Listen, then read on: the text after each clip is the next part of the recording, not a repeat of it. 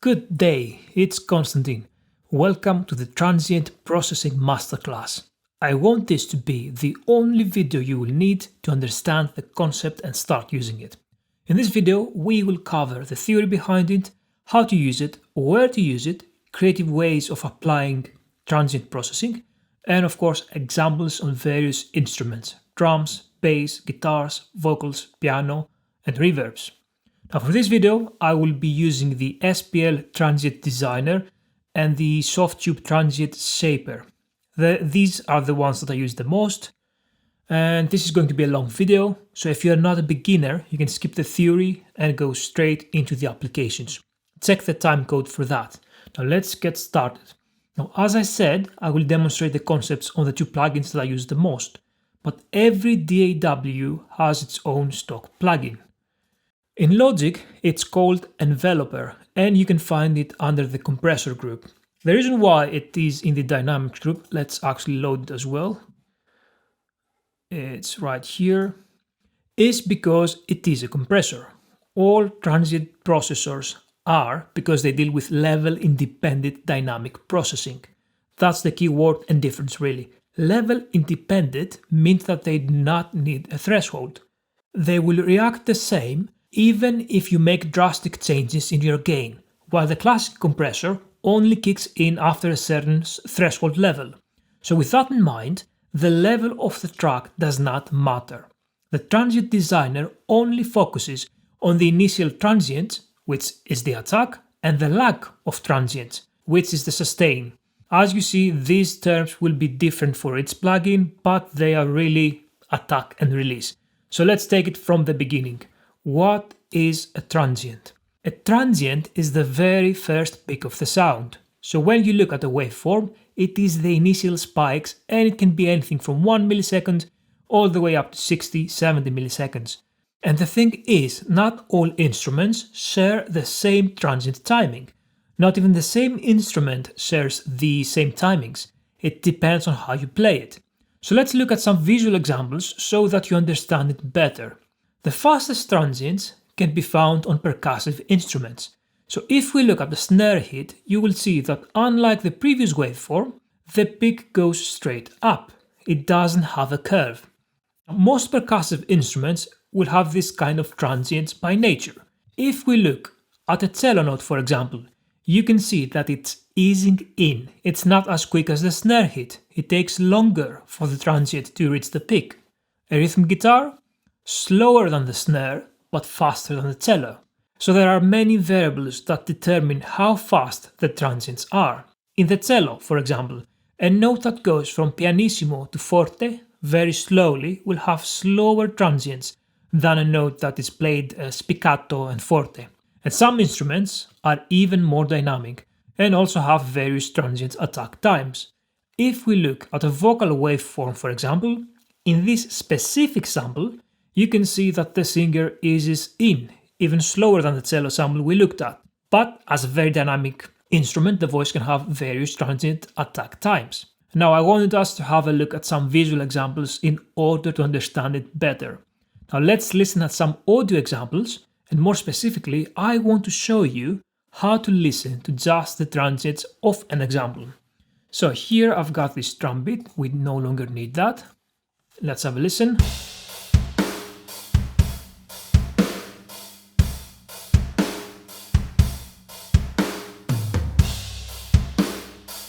So what I'm going to do is I'm going to duplicate that, and for each one I'm going to put on a Transient Designer. So one here and one here. Actually on one of these I'm going to reverse the phase, and I'm going to do so by, let's use a gain plugin. There you are. So if we just solo this one, these two, and play them, you will hear nothing back because one cancels the other. And if I take gain off, you can hear them. Okay, so what I'm going to do now is I'm going to grab one of these and I'm simply going to move the attack.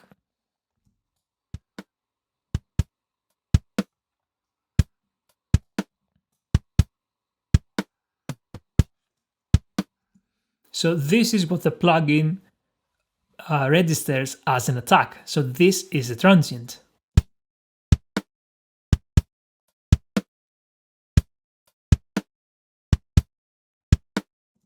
So that's the transients for this.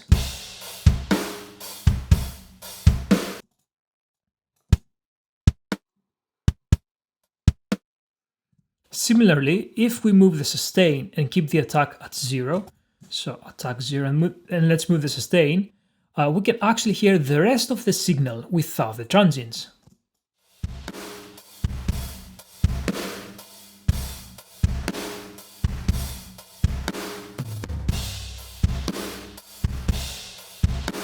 And that's it. I'm going to delete these.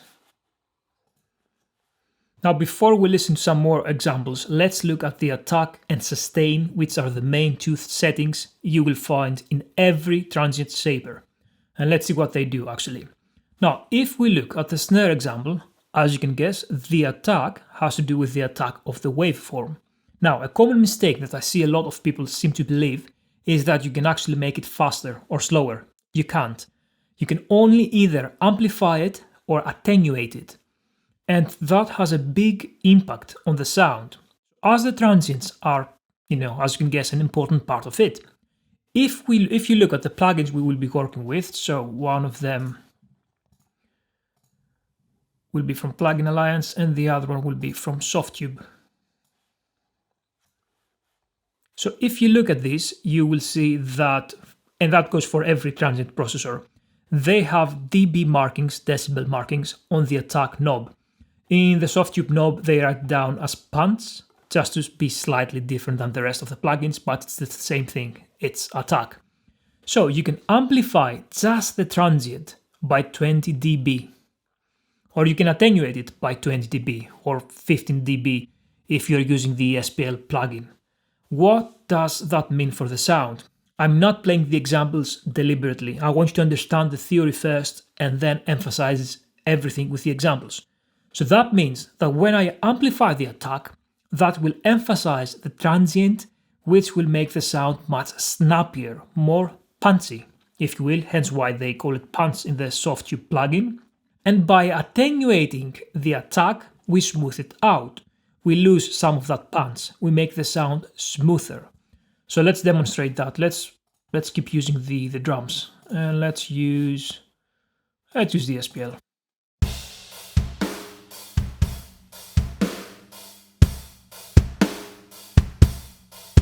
Snappier.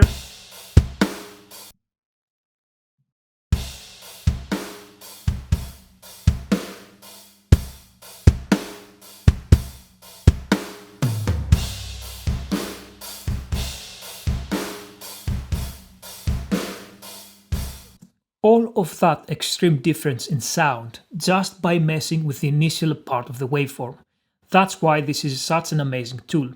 Next, let's look at sustain. Similarly, as you can see, this is also in dB. But this option actually lengthens the sustain on positive values and shortens it in negative values. And you can very easily hear that as soon as we increase the sustain by a lot, it sounds bigger, like we put some reverb on it, and the opposite when we decrease it. It sounds smaller and it almost sounds drier. So that's a good thing to exploit. So by reducing sustain, you can somewhat control the ringing of the drums, especially on the toms and the kick. Also, you can affect the positions of the instrument, so you can make it sound as if it has been recorded farther away from the mic. Don't worry, I will demonstrate everything. So let's have a listen with the attack on 0 and mess with the sustain.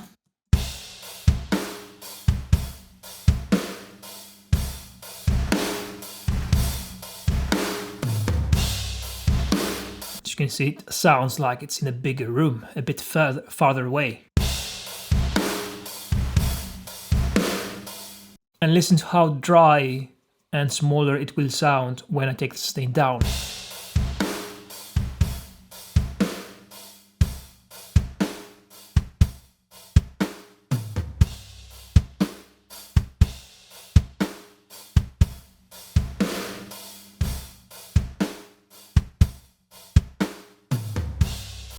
And all of that just by sustaining the transients.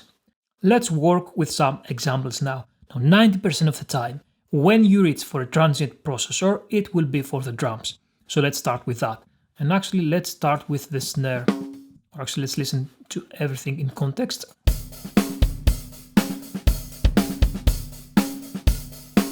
Let's say that this snare has a lot of snap and you want to tame that down. Easy, you can just take the attack down. So let's try it.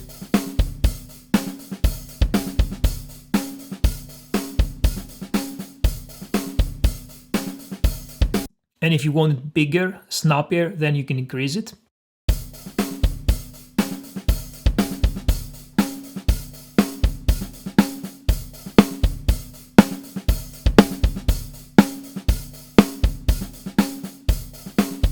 Be very careful with your master because it will add some volume, and let's listen to it in solo.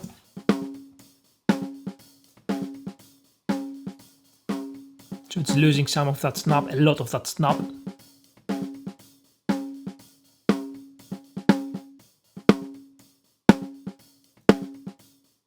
And much snappier. Now if you want it bigger and snappier, you increase both.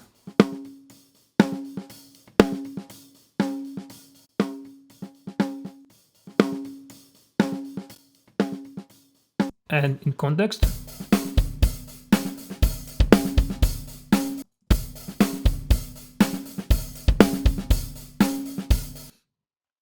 Or maybe you want it smoother but slightly bigger, so you take the attack down and then increase the sustain.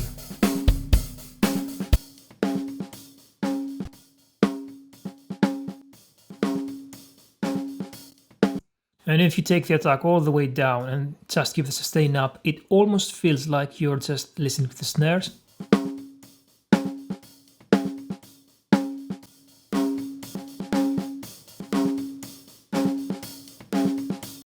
These are incredible tools to shape the sound exactly as you want it, because it has a tremendous effect on the sound. Now let's look at the kick.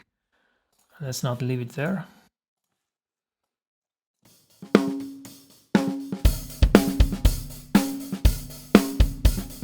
And let's look at kick in. Now let's look at the other plugin, because the good thing with that is that you can actually choose a specific frequency band to affect. Obviously, the same principles as with the snare apply here. If I want it snappier, I can simply increase the attack, which is labeled punch here.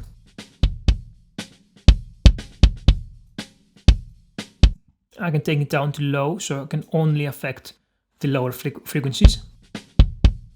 But you can hear that in context, so wide affects everything.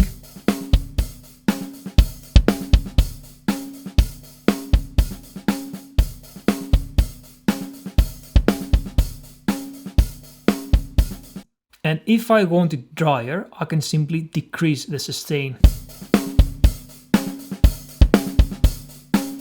Let's listen to it in solo so you can actually hear the difference.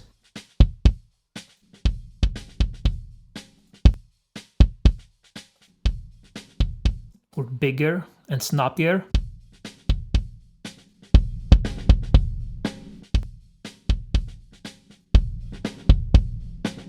Remember what I said about ringing in the toms and kick? They can be a bit tricky. If you overdo it with the sustain, that will increase the ringing, so be careful with that. You can play with the crossover and everything if the plugin has it, but if you overdo it, for example, let's go extreme, you will see that there's a lot of ringing. So you need to back off.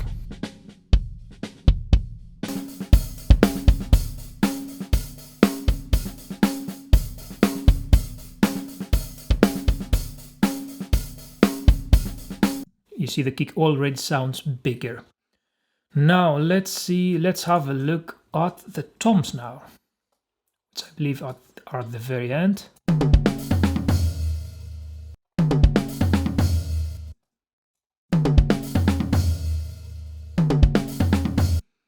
Let's actually affect both of these, and let's actually make them a summing stack.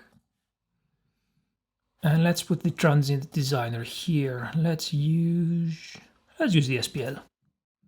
Let's say that I want to make them bigger and more pronounced. I'm sure you know it by now. You increase both the attack and the sustain. Let's actually solve it as well.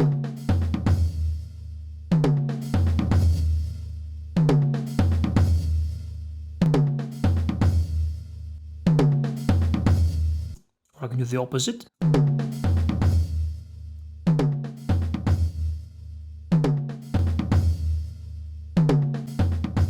You can take it all the way down. And context. See, it's so much cleaner, even though I'm going extreme with the sustain. And the opposite. So it has more of a boom sound, more ring to it. It has a bigger body. No body. So it's a sound. There's no right or wrong. Do what the song requires you to. Incredible, just with sustain. And let's play with the attack a bit. Just to pronounce the very first transient.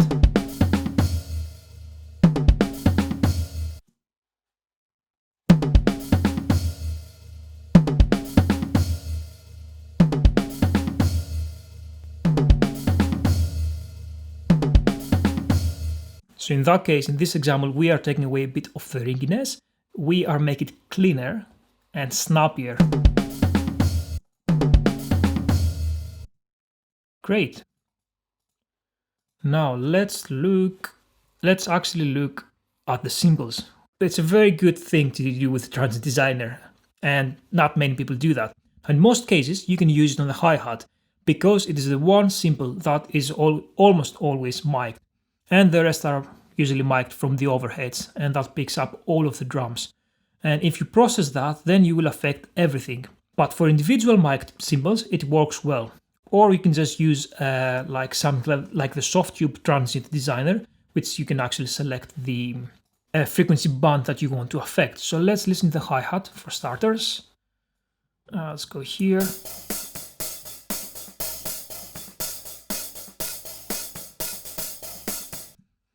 Now, its hi-hat note, if you listen to it, almost touches, if you will, the next one. So the sound doesn't completely die out until the next note.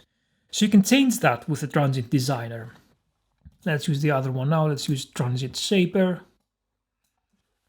If you're wondering, yes, these two plugins, they have a different sound. This one is a bit more versatile, but the other one, it depends on the instrument and the genre. Eventually you get to know which one you want to use. Now, let's say that we want a bigger gap between the hats. I can take the sustain all the way down.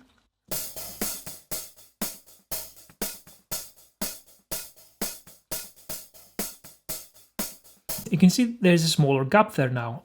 I can also do the opposite. I can make the gap smaller and sustain the note. So all I have to do is take the sustain up.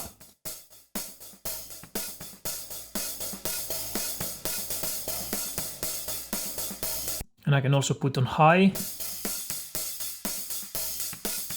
And maybe take the attack up a bit to emphasize the initial hit. And in context.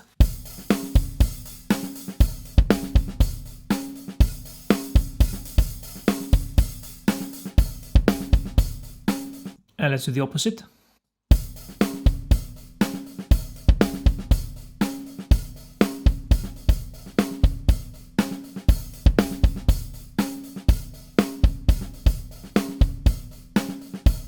Really useful to tame the hi-hat. And as you can guess, that works great with the ride. In jazz, as it is one of the most important sounds, the driving sounds, they usually mic it individually. So you can do the same thing as the hi-hats. Similarly, you can either extend the gap between the notes or sustain it. And I would use a similar method as with the hi-hat. So I would most likely select a specific frequency band to affect. So let's leave that one here. And another cool application is to add some excitement on the overheads. You can add a bit of room to them. So let's only listen to the overheads.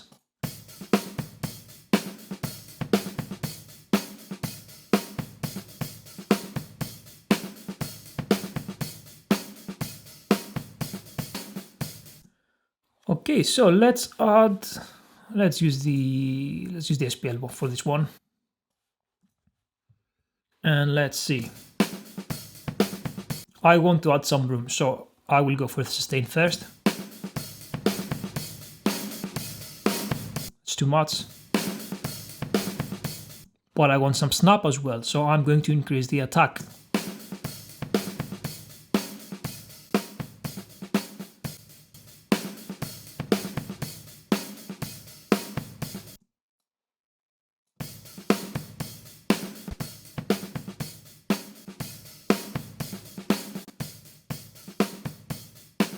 That sounds nice. Let's take it with the rest of the drums. Going to take the output down a bit.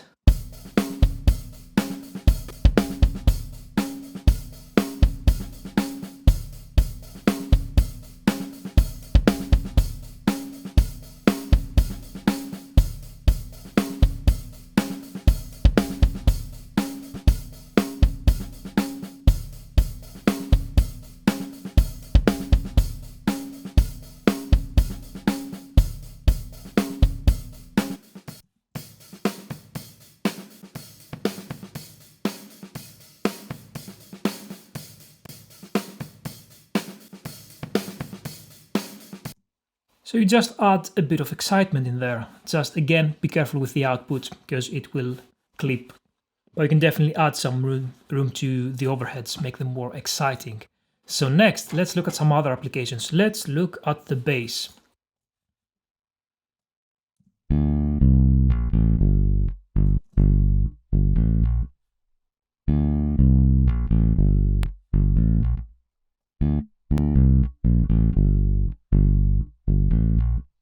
Right, let's see.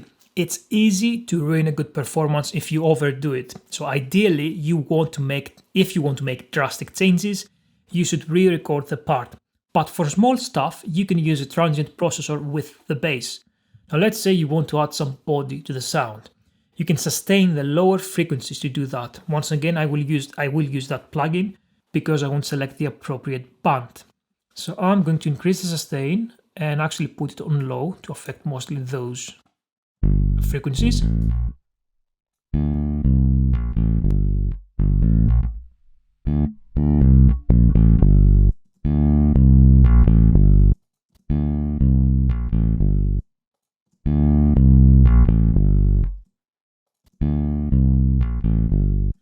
Or I can actually make the bass somewhat more staccato by reducing the sustain.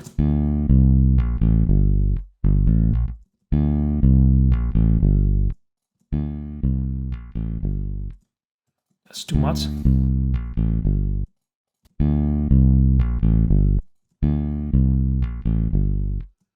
It has that pumping effect as if it's like a normal compressor, so not so much. So without it, it's more connected. With it, it's more staccato, if you will.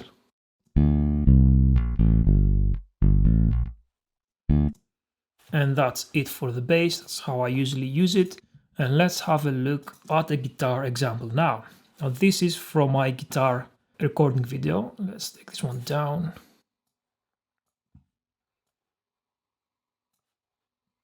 And let's have a listen.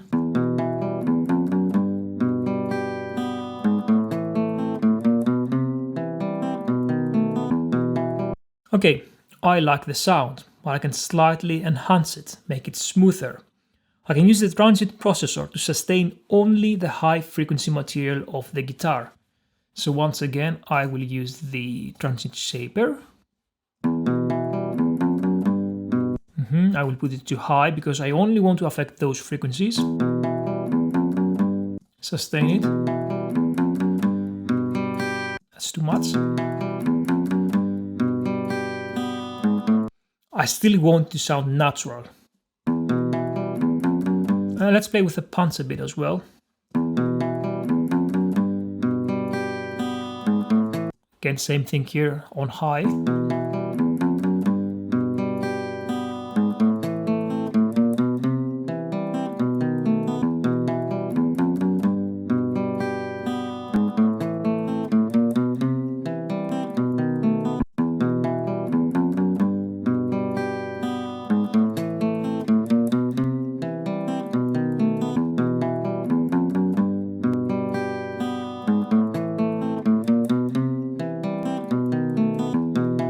slightly more exciting for the higher frequencies. Again, a very, very small change, like I'd say like 3-4%, but it's something. Why not add it to the overall sound? So that's it for the guitar. Now let's look at the piano example now. That's fine. Now this is from my how to record an upright piano video. Let's have a listen. It's ragtime.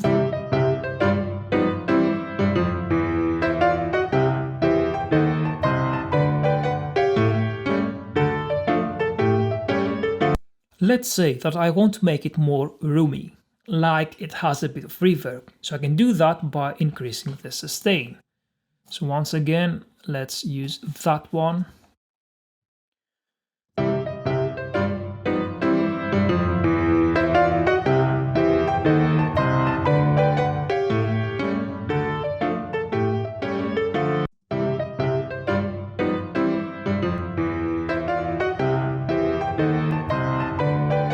Gives you a sense of space. So let's do a bit more actually. Let's put this one on low for the attack. And actually, let's increase it.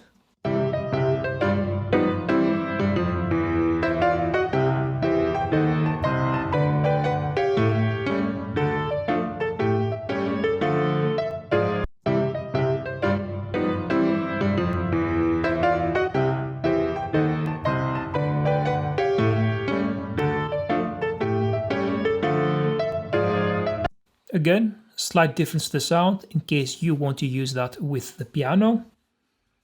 And now let's look at one of my favorite tricks. It's a cool reverb trick. And what you can do with the Transient Designer and the reverb is to intensify the beginning of the reverb when something is played and then immediately reduce the intensity of the reverb. Now let's look at that application. Let's actually go with the guitar because I like the sound of that. Now the thing that you need to do, first of all, you need to create 2 mono copies of it. So I'm going to create 2 copies.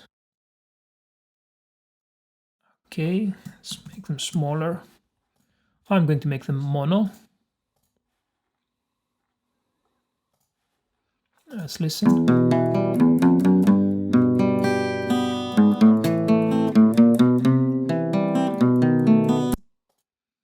That's fine. Okay, so what we need to do is to pan one hard left and the other one hard right.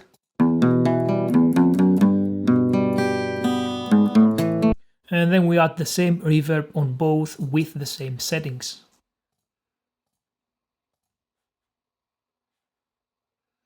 Oh, let's do Valhalla. I like this one.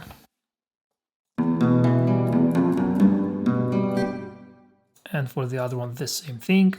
It is important that you add the reverb before the transient shaper.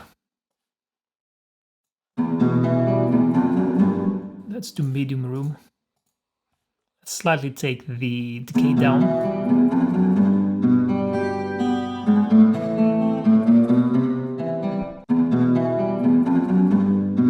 Okay, and then after the reverb, we can actually use the transient shaper. Oh, let's put the SPL. Okay, this one is for the left. And this one will be for the right. Now to intensify the beginning and quickly kill the reverb, we need to crank the attack all the way up and take the sustain down.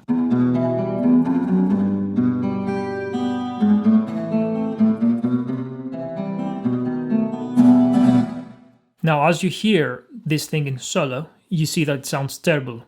But the beginning of each note has more reverb and then quickly dies out.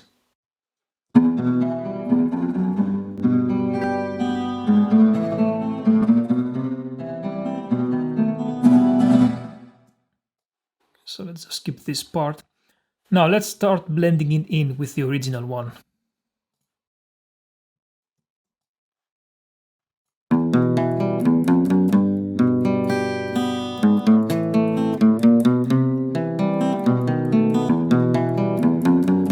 Now I am on headphones and I always get reverb wrong with headphones, but you will get the idea.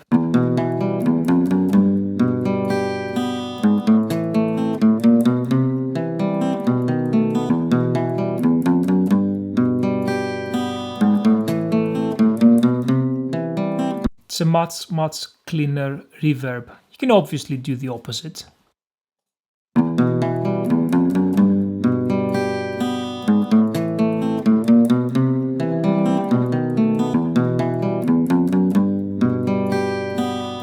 Yes, this is one of my favorite reverb tricks.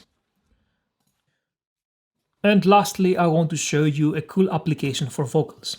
I do not always use it like that, but it's a nice little tool to have in your arsenal. Now you can either make a syllable stronger or softer. Now let's listen to the vocal example we will be working with. And my heart dangles from a string. And my heart dangles from a string.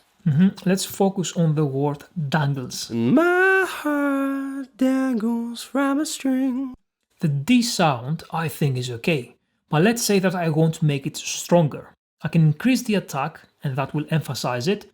So let's actually put the transient designer here. And my heart dangles. Let's start from here. Heart dangles from a string.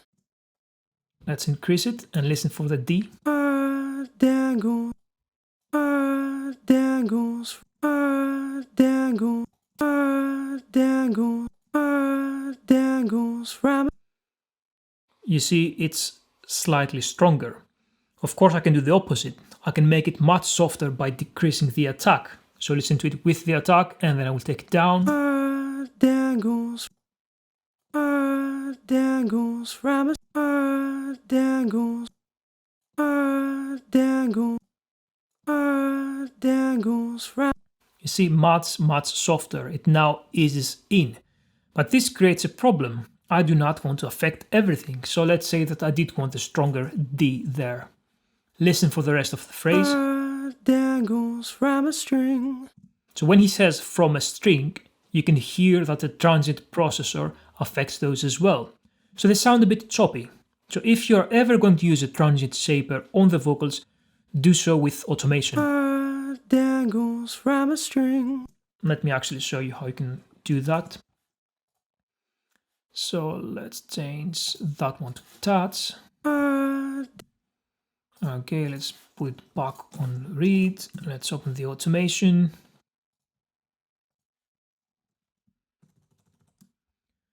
Okay, so that's the one we want. Let's delete that.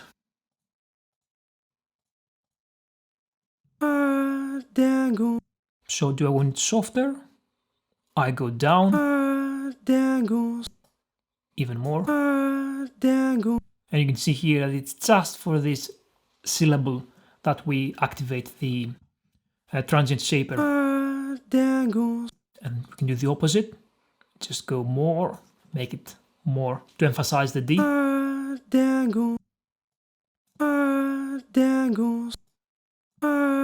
Dangles from a string.